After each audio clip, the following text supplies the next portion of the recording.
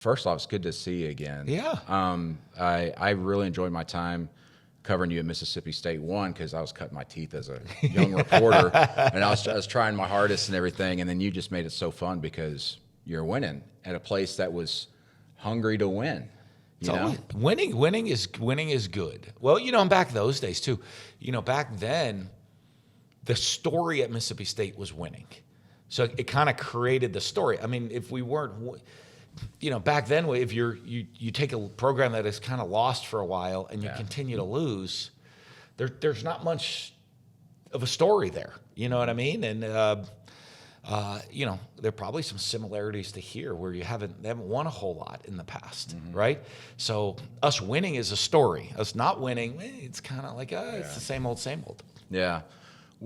How much have you changed just in the time after Florida to now? I mean, you were on broadcast television, and I'm sure that actually kind of helped you quite a bit in helping put this roster together because you were going across the country getting to even talk to coaches and be in their offices, Yeah, I got to watch everybody play for sure. Like, I might be behind in this year's portal. Like, I knew every guy. We would sit there, with Matt Berry and Joey Galloway. We're sitting there Saturday. You watch every single college football game in the studios on Saturday, so you get to see everybody play.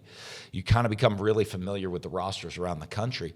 But I've changed a lot. I mean, the game has changed quite a bit, and I think seeing it from afar made it a lot easier than being in it. But if I had stayed in coaching, I don't know if I'd be able to handle where I'm at right now. Yeah. I think the change would have been a lot harder. To see all the different changes from afar certainly made it easier to kind of reset who you are in that being away for 3 years. I mean, TV, I love TV. We had a great time. I really enjoyed it. But to be able to kind of reset who you were even in coaching and how you're going to approach everything in the new part of the game. Right. I think I've changed a lot. I'm still me. Yeah. You don't change who you are deep down inside, but you can change, your outline.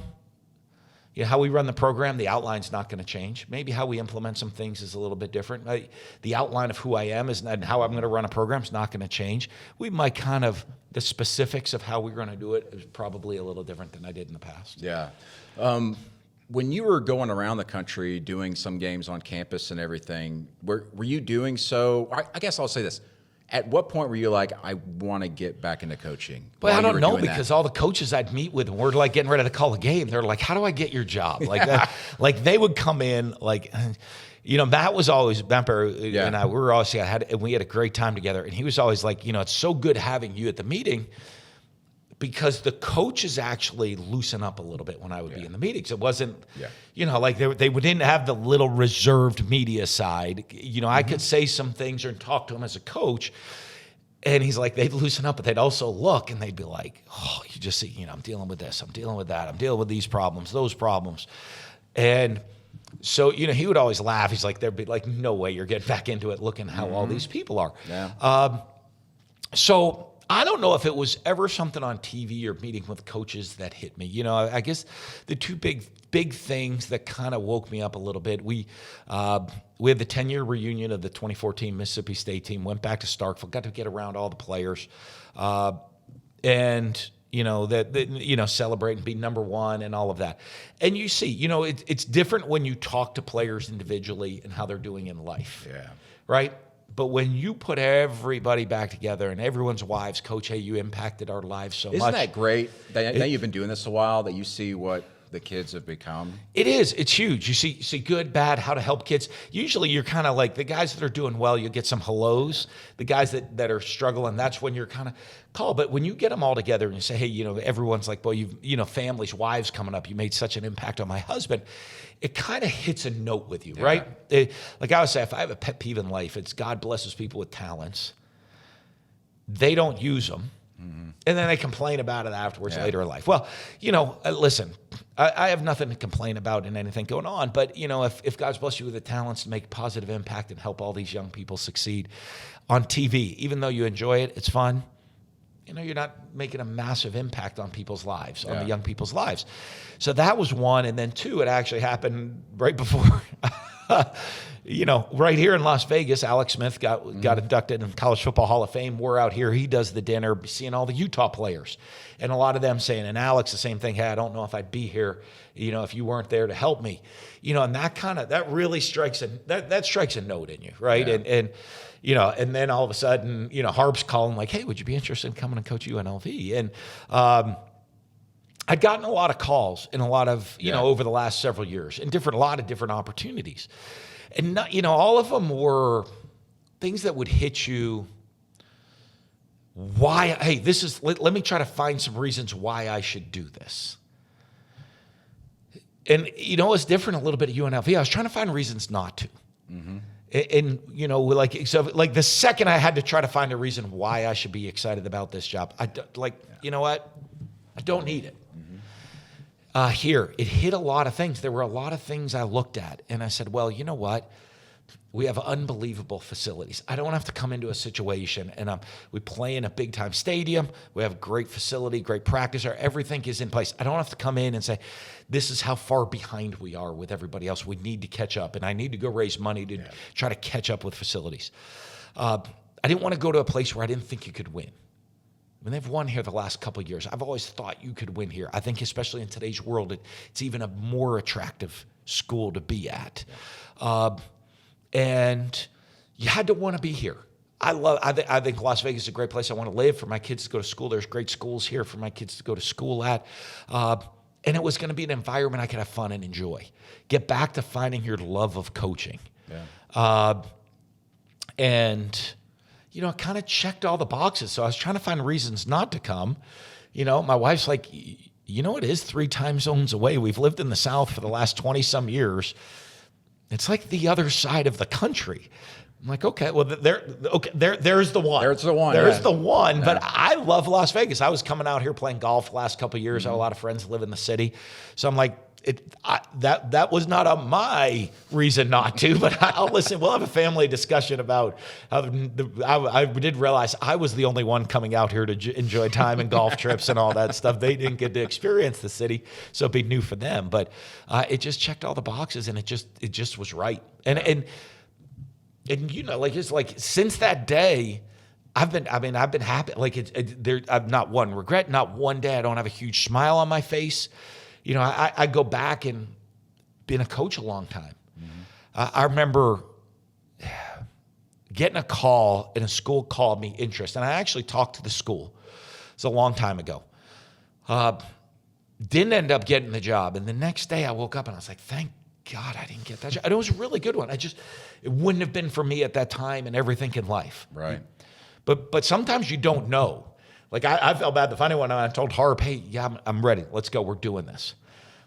I went and looked at Megan and I said, hey, I hope I wake up tomorrow. And I don't, I guess I'm going to tell him, I just can't do it. I'm at that point in my life, I would tell him that. Right. I hope I wake up tomorrow morning, I'm happy with the decision. And I was, and I've been happy every day since. Yeah. So tell me about building the roster. I mean, you guys got 33 former Power 4 players that have transferred in? A bunch. Yeah. I mean, it's phenomenal. And, I look up and down the roster and I go, it's like a who's who. I remember him. I know him. I remember him. I remember him. That guy was 4-star. That guy was 5-star. One, how did you go about, when you started building the roster, identifying the type of guys you wanted? And then also, what was the ingredient that made all these guys want to come here and do so quickly? Well, I think there's a couple different things in the combination. One, hey, we got to go build a roster. I went in the team meeting here, and I said, hey, if you guys want to stay, I chose you. You didn't choose me. You got your spot. If you go to the portal, you could come back to me and say, Coach, I changed my mind. And I might take you back. I might not, depending on where we are with the roster. And we had a couple guys change their mind and come back and come out of the portal, and we took them back. We had some we didn't, that I'd already filled those spots. Mm-hmm. I said, I can't promise you anything. So you kind of really looked at the depth and said, okay, we need this many at this position, this many at that position. I know last year's team here, there's some guys that left, and it was a very senior-laden team. Yes. So, I mean, we had to go build kind of a roster, and, you kind of go out and go get players. I think the benefit I had is I've been out for 3 years. So there's a lot of guys that are in year 4 and 5, and even 6, if you will, and because it's kind of the last year of COVID year. that when I picked up and made like, hey, this kid's in the portal, they were already in my phone. Yeah, I think Chief, in fact, I was already mentioning Chief is that in my today. phone. Jake Pope. I'm like, hey, Jake Pope just went to the portal. Jake, hey, coach. Like, I mean, it was, these are guys I recruited when I was at Florida. Justin Flo, he's like, Coach, I remember you coming out to see me at the high school. I flew out to California to see. He's like, I remember you coming to visit with me when you were at Florida. So there's a lot of guys, obviously Chief that have played for him. There's I think we have 5 guys that actually played for me at Florida that are on the team. But you also have a lot of guys that I'd recruited that were 4- and 5-star players from around the country. And so, I think when I called, they're laughing. They're like, hey, I already had your, it wasn't like, hey, who's this? It was like, oh, Coach Mullen, hey, I saw you just got the UNLV job. Like, hey, congrats, Coach. Hey, I'm like, hey, do you want to come, why don't you come take a trip and come spend time with us out here? So I think whether I recruited them, the name recognition, all of those things, I think certainly helped us with the guys showing that initial interest. Yeah. And then I think the second part, once you got guys out here, and they got here, and they look around, and they say, wow, hold on real quick now. This is an interesting... I don't have to carry an umbrella around? Yeah. I don't have to get my shoes wet, my kicks wet? This is a unique opportunity here, right? A lot of the older guys, too. Yeah. Hey, I'm 21 years old. Hold on. And I understand NIL. We start to understand it a little bit. And we're at a location where it's real NIL. It's not the, hey, I'm in a small college town and, hey, I need the booster, just hand me money. Yeah. There's a lot, there's opportunities here. You're in a city, you're in the entertainment and sports capital of the world, and you're a sports celebrity. What a great combination for you. I think the kids started to say, like, hold on, Coach, your resume, your background, you can go develop me and get where I need to be. Hold on, the facilities here are as good as anywhere that you're going to go in America for me to be taken care of. We play in an NFL, we share a stadium with the Raiders. That's kind of unique. Hey, we're in a major city, major market. This is going to be something that's really good for the back end of my career. And I think that was attractive to a lot of those guys coming in here. Yeah, and a lot of them being upperclassmen. I mean, you talk about bringing transfers in, people always go, well, will they gel together? You don't know until you know, but they're older guys. They're nearing the end of their careers.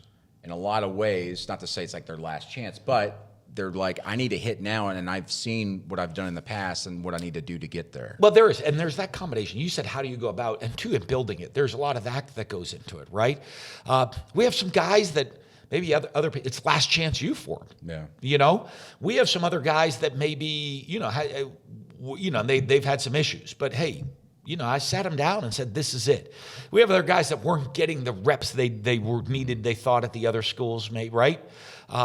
And they're looking at that opportunity and saying, hey, it is. I got to, if you want to play on Sunday, you better be playing a lot on Saturday. It's hard to not, play a lot on Saturday and go play on Sunday. And so, hey, I was a rotational player here. I might have the chance to be a star. You have a bunch of those guys. You have guys that started their career with me and said, Coach, I trust you. I want to finish my career with you. You have that combination. You have guys that looked at in the opportunity of can I get developed better at this school than where I'm at within the staff and the style of which we're going to play. And I had to balance a lot of, fortunately, again, knowing some of the guys, of adding the personalities, right? I mean, you can't have everybody. That's a last chance you guy. Right. You can't have everybody that hasn't played much. You can't have you have to get the right combination of, is this guy an energy guy? What type of energy does this guy bring? Hey, how serious is he about this might be my last opportunity? Great question for kids, that I sit down is why. So if we have one of our players, hey Coach, yeah, I think I'm gonna enter the portal. I said, great, why? I don't plan on keeping you, because if that's hit your mind, you probably don't want to be in our program, right? And if you don't want to be here, I don't want you. It's too hard. We're going to work hard. We're here to win championships. That's not easy to do. So if there's reservations in your mind, tell me your why so I can help you in your future. All the kids that come on visits, not the high school recruiting, you're still recruiting your tail off high school. I haven't seen people say the change. I haven't seen a big change in the high school recruiting. Really, yeah. You're still going to build a foundation with high school players. But the transfer portal kids, it's much bigger, that aspect of things. First question I ask the guys, why? Hey, why'd you get in the portal? Because I want to know your why, to see how you fit, not just as a talented player, how your personality fits within our program and what's your reasoning for it, and to make sure that you're the right combination as we put everything together. Yeah. As you're picking other coaches' brains and watching film over the years, has your offense changed all that much from what we saw 4 years ago? Yeah, you know what? It has, but it's going to change from looking at Football Evolve, and it's changing from our staff. Very few guys, it's kind of funny. You get in as a coach. I had a lot of guys that were with me for a long time. Mm-hmm. And so you go into meetings, and it's like, hey, hey, guys, we're doing this. I go in and say, hey, we're doing this. And everyone's like, what's that? Mm-hmm. Almost everybody is new on our coaching staff that has not been with me before.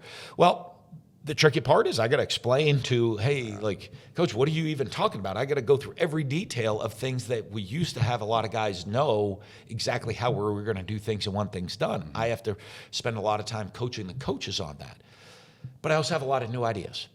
And I don't come down and say, with Corey and the offensive staff, hey, these are things I like.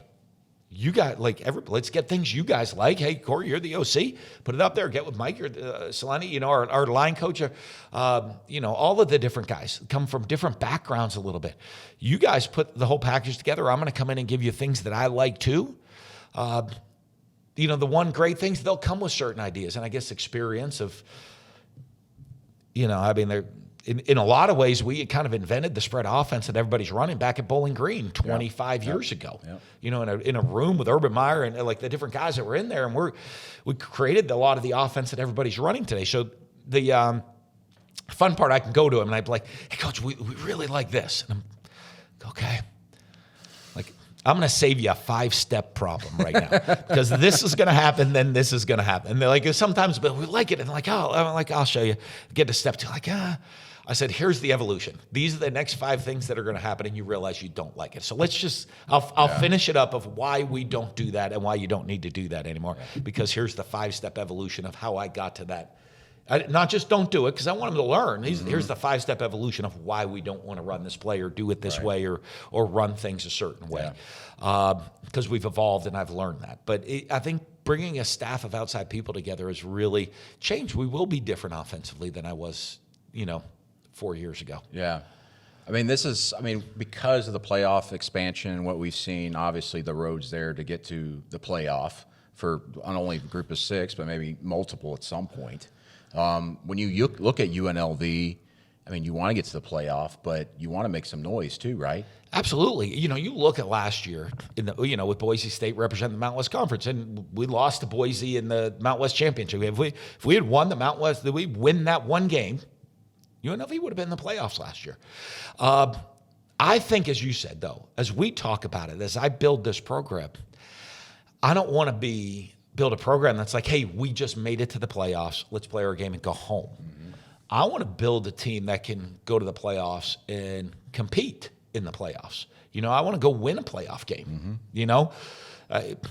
If you think about it, if you get a first-round bye, you win a playoff game, you're in the semifinals. You're about there. Almost anything could happen at that point, mm-hmm. right? You get a first-round bye. Okay, hopefully, you win enough. Maybe you get a home playoff game. A whole playoff game in this city. Yeah. Oh, it'd be on fire. It'd be on fire. That'd be one of the coolest games. Oh, yeah. In town. You're in the sports capital of the world, and it's a home playoff game for UNLV. It'd be something really special. So, and I want to be there, and I want to bring that mindset and attitude to the program. Yeah. When you were putting together your staff, you kept, 4 guys that are on-field coaches, so to speak, that were from the previous staff. Yep. You don't really see a lot of coaches do that nowadays. They kind of just want to I'm going to bring in my guys. Everybody. Yeah. So what was the thought process behind that, and what's that been like? Well, one, you look at the guys. I try to get recommendations from people. I also love to have guys that know the guys in the program, know some traditions. Hey, they won 11 games last year. Mm-hmm. About Megan's first team meeting, hey, you're going to get after everybody in January. You're going to really. I said, well, hun, half the guys I just recruited. Yeah. The other half won 11 games with a 3.2 GPA last year. I don't have a whole lot to scream at. So I want to talk and learn from them. Tell me what you did well last year. Tell me things that you thought were great in the program that you want me to try to keep moving forward. And you're not going to win 11 games with a lot of bad coaches on staff. So I met with some of the guys and say, hey, they're like, Coach, we would love to stay. I said, great, we'd love to have you. Yeah. And it was, I'm very comfortable, I think, having been a head coach for a long time, and some experience that I'm very comfortable in. I understand how I want my program to be. Yeah. I'm not afraid to make changes and learn from the outside from other people of how I want to continue to evolve and grow, that I can listen to a lot of coaches. I'm very comfortable that, hey, the program is going to be my program. Even if I take different ideas, it's ultimately on me. That I'm very comfortable keeping coaches that have been successful here. I think it's worked out really well for us so far. Yeah. When you look back through your career, you go to Mississippi State, you do something that's never been done there, getting to number one. You can forever say you're the first number one team ever in the college football playoff. Or a Jeopardy question. Yeah, right? Exactly right. You're exactly right. Yeah. And you did that at a place that, the best years there were Jackie Sherrill when they got to Atlanta and 8-9 wins was like, wow, that's the ceiling. But then you go beyond that and you start producing so many draft picks. I walked in here, first picture I saw was Fletcher Cox. I remember that draft night, you actually texted me that picture. You probably don't remember that, but you were so proud of him. Oh, yeah. And when you look back at all the NFL guys you've developed, not just because these days, as you mentioned, transfer portal, guy comes in, maybe plays a couple of years, leaves. But like Fletcher Cox, for example, I think is a prime example. You brought him in, you developed him, and then he went to the NFL. Yeah. When you look at what you still want to accomplish in your career, obviously it's still about the kids, but considering everything else you've already done, what is there left for you to do? What do you want to do? Well, I think, for me, you're here, you want the opportunity to win championships. You love winning. But really, to me, it's about taking that enjoyment and seeing that development and the pride with the kids. Now, it is a different world, as you said, yeah. Right? Back those days, we developed players.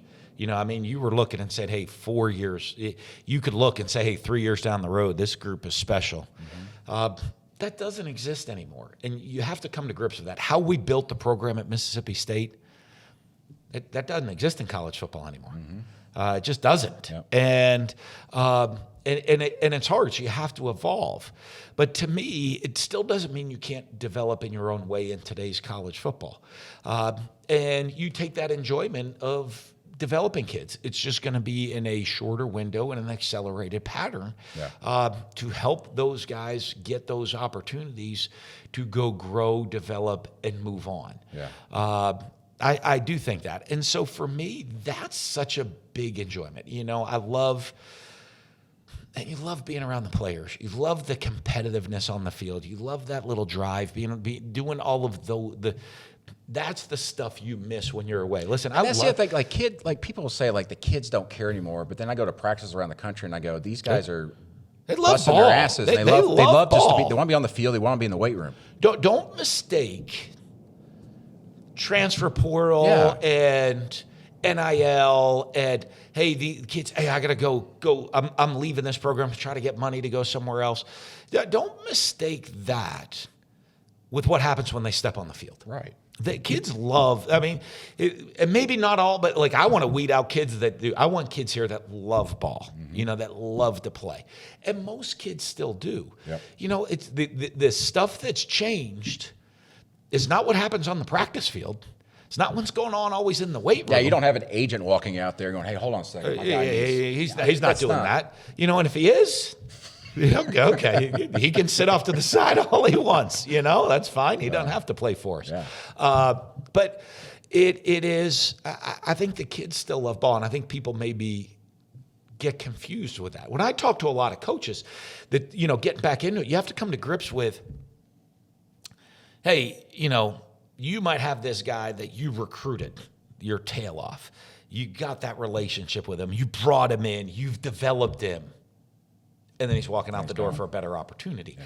Now, used to be the same deal. Hey, Fletcher Cox, you brought up Fletcher. One of my favorite of all times. I mean, he was only with me for 3 years, had the opportunity to go to the NFL, left early to go to the NFL.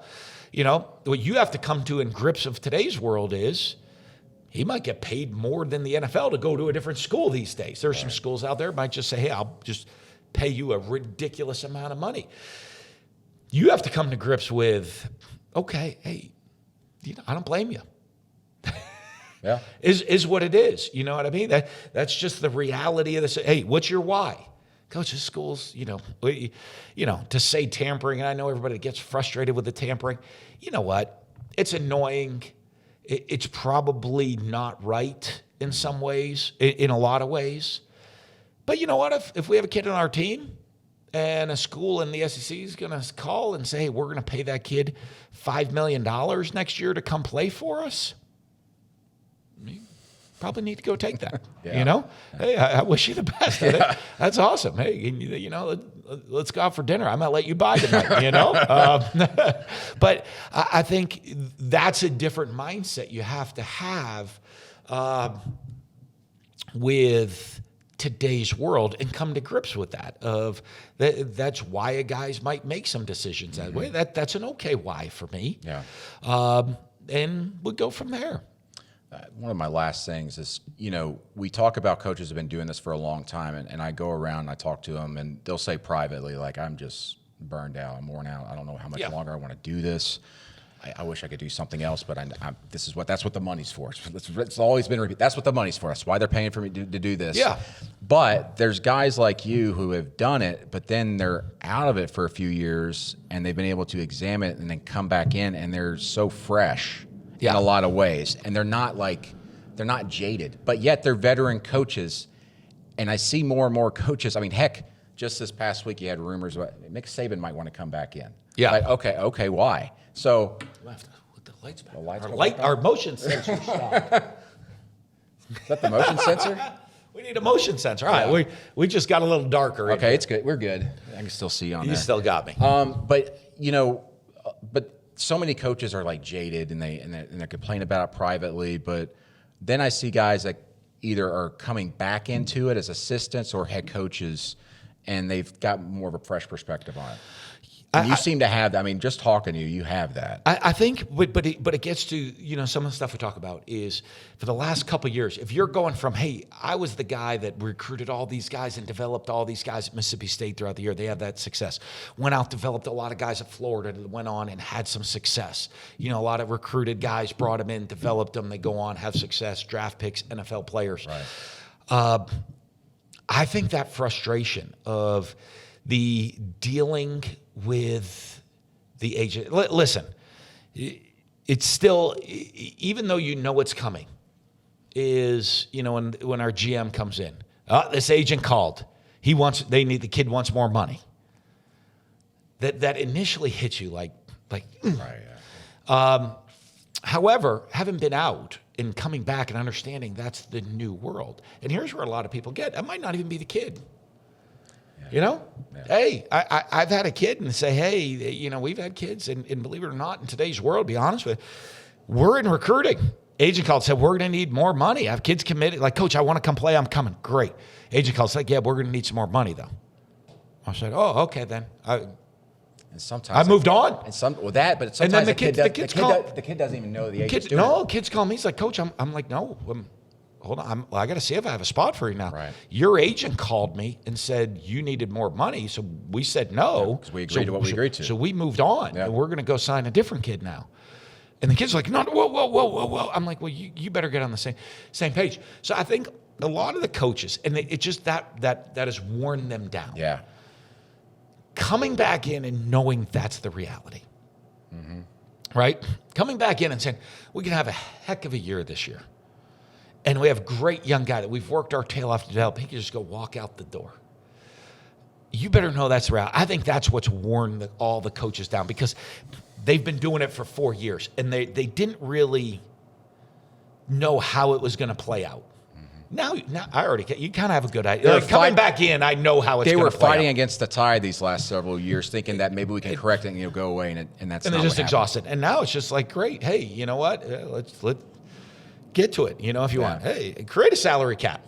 Yeah. Own the players' rights. Like get in there. They do it this way, and like say, hey, we're building our roster. Treat it that way. I'm okay with that. I think you come back into it and it's fresh. And for me being away, that excitement.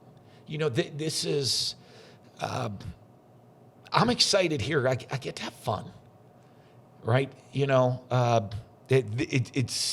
We're having a good time doing what we're doing, getting back to some of the coaching side of things. I understand eliminating some of the outside silliness that seems to always surround certain programs. Right. Where we're back here to coaching. Yeah. We're back here to teaching. We're back here to developing. I understand we might get kids, we might lose kids. I'm dealing with that's just part of today's world. But we have great support here in the city. Right. There we go. Let there be light. We have great support here in the city. And you know what? We have fans that are excited about the team. Yeah. And excited about the future. And there's a positive energy about things. That's a lot of fun. Yeah. And when you're around, like you mentioned, like especially bigger schools, there's fan bases, they want more and more and more. I mean, you dealt with that at Florida, where sometimes it doesn't seem like good is good enough. Well, yeah, the realistic. You go spend that time in the SEC. Everyone, even at Mississippi State, and I love the fan base, everybody, everything that happened there. You know what happens? Once you start tasting some filet mignon, that hamburger steak doesn't taste as good anymore, right? I remember when I got hired, hey, coach, man, if you can beat Ole Miss and get us to a bowl game every once in a while, we're going to be fantastic. Right. Then you do that year one. And it's like, then, okay, okay. Then all of a sudden, hey, we were number one in the country last year, coach. Like, when are we winning that national title? I like being number one. That's a lot of fun. Let's do more of that. And, when you get in a league, when you're in the SEC at times, when you have fan bases, that's the expectation. And here's the one that I think about. There are 18 teams now, like in the SEC. 16 SEC now. 18 in Big Ten. Yeah. So for now. There's 15 fan bases at the end of the year that expected their team to win the SEC championship that didn't. Yeah. Right? I went the one year, I go back to like 2010. There were only... We're in as big a league, hadn't expanded. I think we finished 4th in the West. Nope. 5th in the West. Okay. Yeah. And 15th in the nation. That's right, yeah. 5th in the West. Yeah. And 15th in the nation. Yeah. Like, I was looking, I'm like, someone's going to finish last in the SEC West. However, their fan base expects them to not just win the West, but the SEC and the national championship. And they finished last in the division. Yeah. You know what? Listen, don't get me wrong. As a coach, you don't back away from that. Sure. I expected to win every year. Yeah. No one has higher expectation standards and expects to win more than the head coach. Yeah. These people are like, hey, coach, what do you expect in year one? Well, I certainly don't look at our calendar and say, well, we're going to lose that one. Right. Well, why even show up? Right. You expect to win every game that you go play. Yeah. I will say this, though. You don't remember this. My first year there was a 2010 season. I remember the first time I met you and we're sitting down and you're all like, I think we could win 9, 10 games this year. And I was like, really? You end up doing it that year. I was like, hey, that guy, he knew exactly what he was going to do on the schedule. Yeah. And the hard one is, but you get into games and you get in the season as coaches. You're realistic. Sure. Like, do I expect us to go 12-0 next year in the regular season? I would love to. Is there a chance we have an off day? But it's a sign that a coach has a feel of what their team is and how they can improve it on the fly. Yeah, you're looking. Yeah, but you get to the point, okay, there's a chance we have an off day. Mm-hmm. But as a coach, our job is not, maybe we have an off day. How are we going to respond to that? How are we going to continue? How are we constantly trying to get better? One of the hard things I'm dealing with, I don't know the league that well. Yeah. Yeah. You study it, you can watch the film, but I haven't been out there with Boise. I haven't been out there with Colorado State. I haven't been on the field with Air Force, Wyoming, New Mexico. I haven't been out there on the field with all these guys. And there's some pretty darn good coaches in this league. You look at the league. This is there's a reason whoever wins this league is really expected to get the playoff bid. Yeah. And not just because we're top heavy, because there's some great quality teams in depth within the league. And so, that's one thing I'm going to have to learn to look at and to try to figure out for us. Yeah. But it is. But we get to, as I get back to, we get to have fun. The expectations here, really high. The expectations within our program, extremely high. The expectations in the city of Las Vegas, extremely high. But the expectations are, Coach, we'd love to win a championship. Let's go have fun and do it. Not... like a lot of coaches you see, right? I mean, like Ryan Day is one of the great examples. I couldn't believe what he had to go through. He won the national championship this year. Yeah. And it's still like, well, you better win that one. Like, go put a smile on your face. Let's go have a drink, enjoy it for 5 minutes, and go celebrate. You know what I mean? Take the family to Hawaii for a week. Just, enjoy it. Yeah. There's it's hard to do. Haven't been out again for a couple of years. I'm gonna make sure I enjoy doing this. Good. I'm gonna have fun. Now trust me. You've seen me. I mean, on game day, I'll bite your head off. Yeah. That part of me is not gonna change. But I'm gonna try and enjoy the whole process of everything. You're fighting for your guys, man. That's what it is. That's what it's all about. We're here to win. Yeah. But we want to have fun doing it. Yeah. Okay. Great, Dan.